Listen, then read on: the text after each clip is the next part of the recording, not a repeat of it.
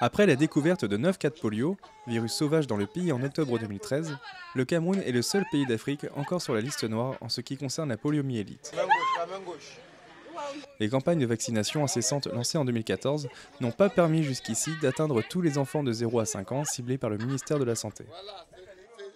Nous sommes au énième tour, c'est-à-dire plus de 10 tours depuis 2014, la vaccination contre la poliomyélite, puisque le virus polio sauvage est toujours en circulation.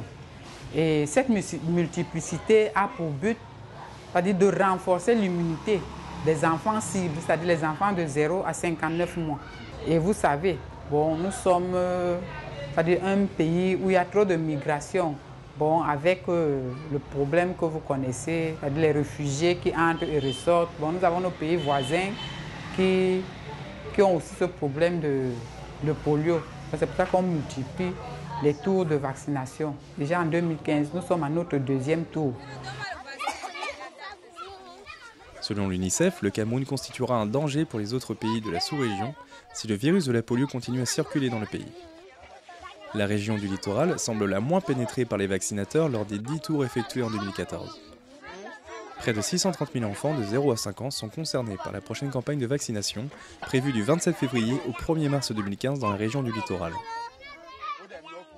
Donc, nous devons voir l'intérêt de nos enfants. Puisque un enfant vacciné est un cas de polio qu'on a en moins. Si nous ne les vaccinons pas autour d'un enfant contaminé, on a plusieurs enfants qui risquent la contamination aussi.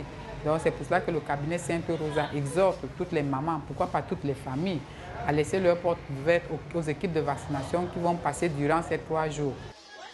L'UNICEF et le ministère camerounais de la Santé disent compter sur les leaderships des autorités administratives, traditionnelles et religieuses de la région du littoral pour obtenir un taux de vaccination de 100% dans le but d'éradiquer la maladie, se mettant ainsi à l'abri des risques de contamination.